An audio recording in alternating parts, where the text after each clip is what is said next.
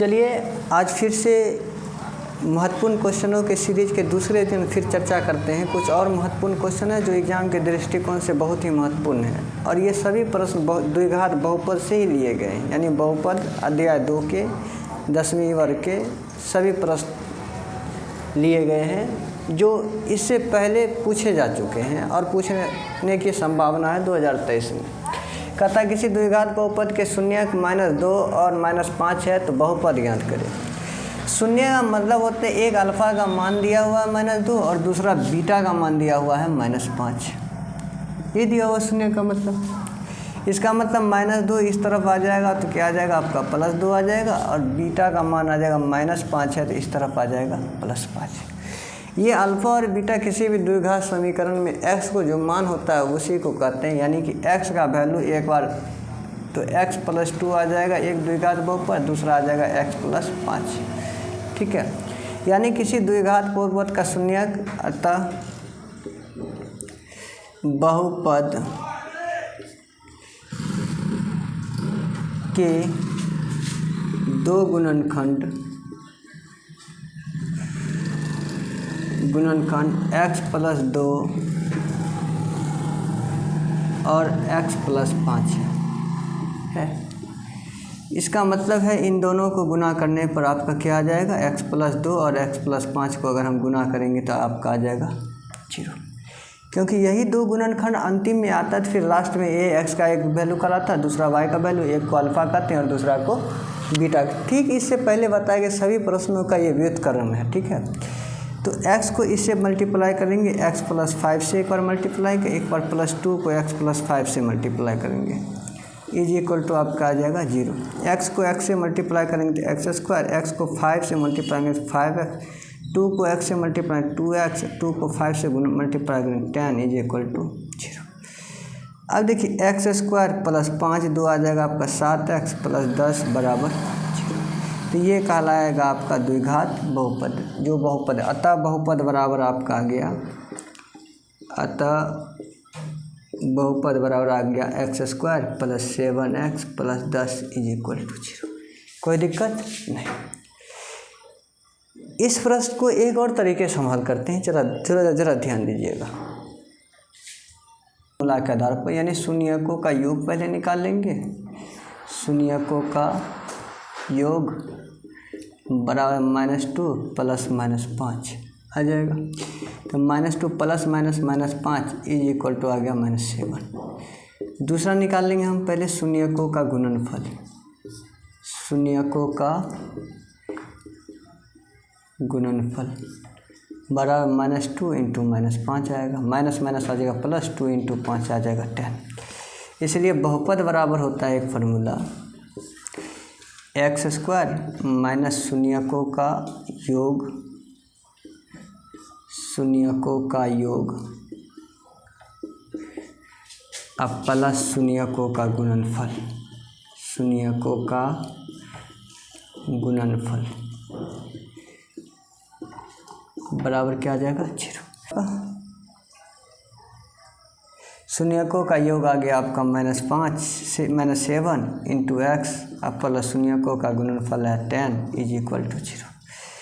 x² minus आपका गया +7 × x आ जाएगा 7x + 10 = 0। यही द्विघात बहुपद, यानी दूसरे तरीके इस तरीके से भी हम द्विघात बहुपद को हम हल कर सकते हैं अगर शून्य दिया होगा तो। कोई दिक्कत ना। चलिए देखते हैं। चलिए देखिए क्वेश्चन नंबर 2 पे। द्विघात बहुपद √2x² - 6x + 2 √2 = 0 के मूलों का योगफल तथा गुणनफल ज्ञात करें। ये बहुपद की जगह कभी कभी एग्जाम में समीकरण भी लिखा रहता है, तो उसको इसी तरह से हल करना। मूलों का योगफल और शून्यकों का योगफल दोनों एक ही बात, क्योंकि मूल शून्यक एक ही चीज़ को कहते हैं, x के वैल्यू को ये कहते हैं। तो मूलों का योगफल बराबर वही फार्मूला हो जाएगा, मूलों का योगफल बराबर -b/a। अब देखिए इसमें b का मान क्या आ जाएगा जी -6 बट a का मान क्या आ गया √2, माइनस प्लस आ जाएगा 6/√2। अगर इसको आप चाहते हैं काटना तो काट भी सकते हैं, या हर का परिमेयकरण कर दिए, √2 से ऊपर और √2 से नीचे मल्टीप्लाई करिए, ये आ जाएगा आप 6√2, 2 आ जाएगा, 2 तिया 6। जैसे देखिए √2 इंटू √2 आ जाता है 2, ऐसा इसलिए होता है क्योंकि 2 दूना 4 और 4 का वर्गमूल 2 आ जाता है, ठीक है। तो √3 इंटू √3 आ जाएगा आपका 3, क्योंकि 3 तिया 9 और 9 का वर्गमूल कितना आ जाता है जी 3√2, ये आ गया शून्यकों का। अब कह रहा है शून्यकों का गुणनफल भी, तो शून्यकों का गुणनफल देखिए, तो शून्यकों का गुणनफल हम इस तरह मूलों का गुणनफल लिखते हैं, दोनों की बात है। तो मूलों का गुणनफल बराबर होता है C/A। तो C का मान क्या आ गया जी 2√2 बट्टा A का मान आ गया आपका √2 कट गया आपके 2, ये आ गया मूलों का योगफल और ये आ गया आपका मूलों का गुणनफल। आगे समझ में, अगले प्रश्न की ओर चर्चा करते हैं। द्विघात बहुपद √3x² + 8x + 4√3 = 0 के मूलों का योगफल तथा गुणनफल ज्ञात करें। सबसे पहले हम क्या करते हैं, √3x² + 8x + 4√3 = 0। A का मान आपका आ जाएगा √3 और B का मान आ गया 8 और C का मान आ गया 4√3। ये कहाँ से आ जाता है, ये x² का जो गुणांक कहलाता है वो A कहलाता है, और x का जो गुणांक B कहलाता है, ये बाकी कहलाता है C, ठीक है। क्योंकि इसको हम व्यापक द्विघात बहुपद के व्यापक रूप से तुलना करते हैं, यानी कि ax² + bx + c से तुलना करते हैं। तो इसमें देखिए ax² से पहले क्या a है, तो a का मान x² से पहले यहाँ भी है, तो a का मान क्या आ गया √3। उसके बाद x से पहले जो रहता है वो b कहलाता है, तो x से पहले 8 है तो ये b कहलाएगा, b = 8। जो अकेले बाद में प्लस के बाद जो कॉमन कांस्टेंट बच जाता है वो कहलाता है c, तो c = आ जाता है 4√3।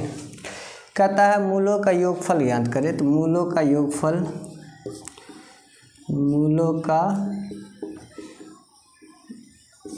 बराबर -b/a।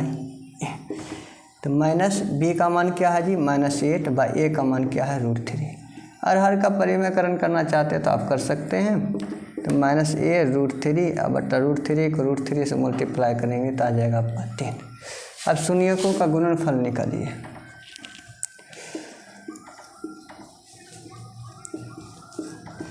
शून्यकों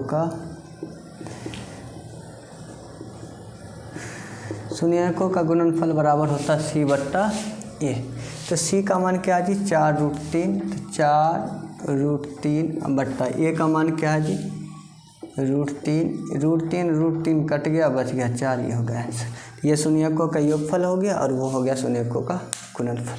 चलिए अगले प्रश्न की ओर चर्चा करते हैं।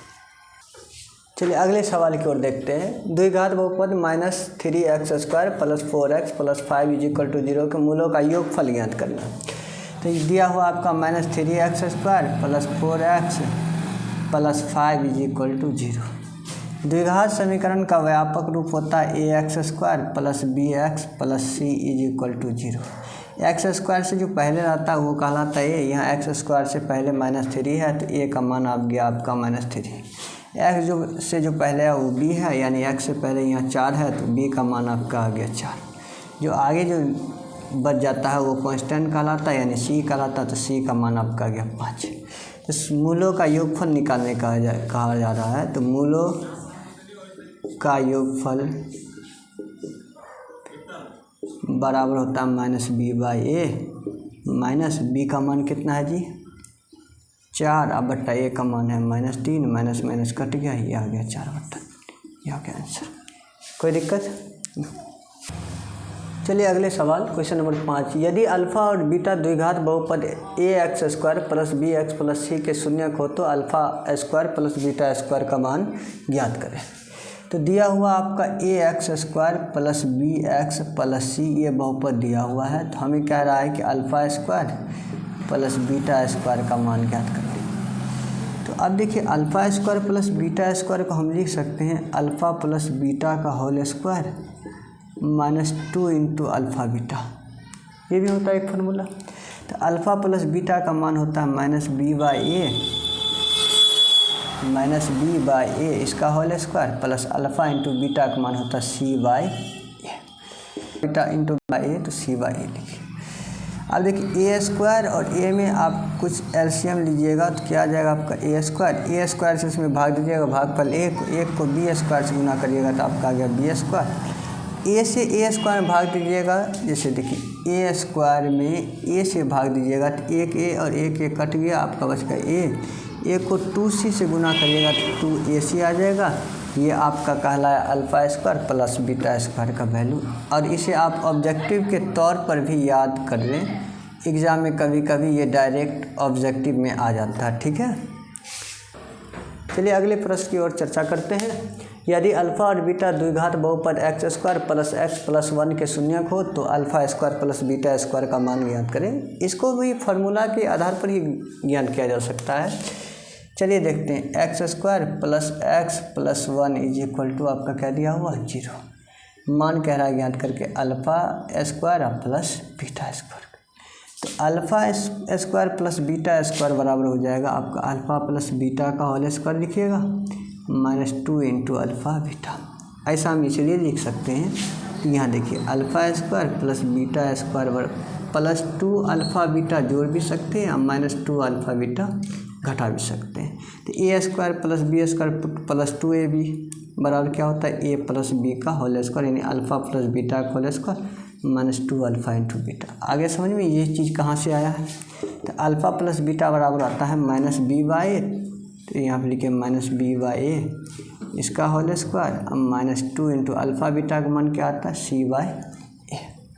बी का मान यहाँ देखिए x से जो पहले है वो कहलाता है b, और b का मान आपका आ गया 1 और a का मान भी क्या आ गया आपका जी 1, इसका होल स्क्वायर -2 इंटू सी का मान आ गया 1 और a का मान भी आ गया 1।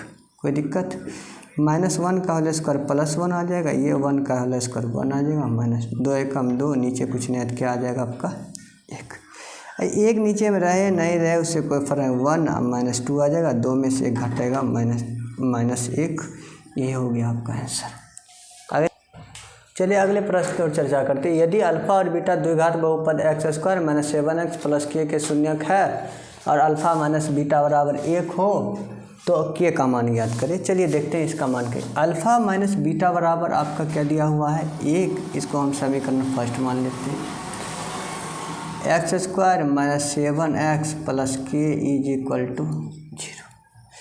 अब देखिए अल्फ़ा प्लस बीटा बराबर आपका क्या आ जाएगा -b बाई ए, -b का मान क्या है -7 बट्टा ए का मान एक्स स्क्वायर से पहले कुछ नहीं तो क्या आ जाएगा आपका 1, माइनस प्लस 7 बट्टा 1, यानी 1 नीचे में 1 लिखेंगे तो भी नहीं लिखेंगे तो भी कोई फ़र्क पड़ने वाला नहीं है, यानी कि अल्फ़ा प्लस बीटा का मान आपका आ गया आपका 7। समीकरण इसको मान लेंगे सेकंड, समीकरण फर्स्ट और जोड़ सेकंड करने पर लिखेंगे, समीकरण फर्स्ट जोड़ सेकंड करने पर दोनों समीकरण को जोड़ो, अल्फ़ा माइनस बीटा बराबर आ गया 1 और अल्फ़ा प्लस बीटा बराबर आ गया आपका 7, माइनस प्लस ये कट गया, अल्फ़ा 2 अल्फ़ा बराबर 7 1 8, अल्फ़ा बराबर आ गया आपका 8, 2 गुना में इधर आएगा तो भाग में 2 चौके 8, अल्फ़ा का मान आपका आ गया 4। अल्फ़ा का मान आप समीकरण सेकंड में रखिए तो बीटा का मान आपका आ जाएगा, अल्फ़ा का मान समीकरण सेकंड में रखने पर,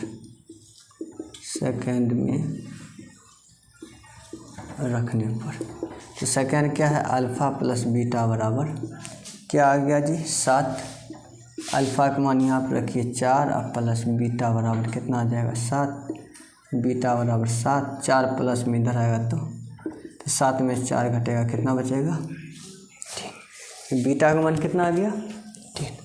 हमको निकालने क्या कह रहा है के का मान।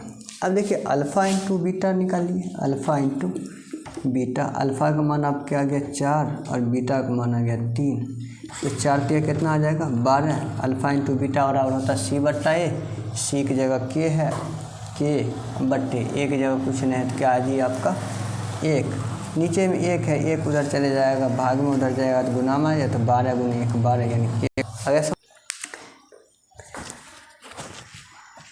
वीडियो को लाइक, सब्सक्राइब और शेयर करना ना भूलें। Thank you very much. जय हिंद, जय भारत।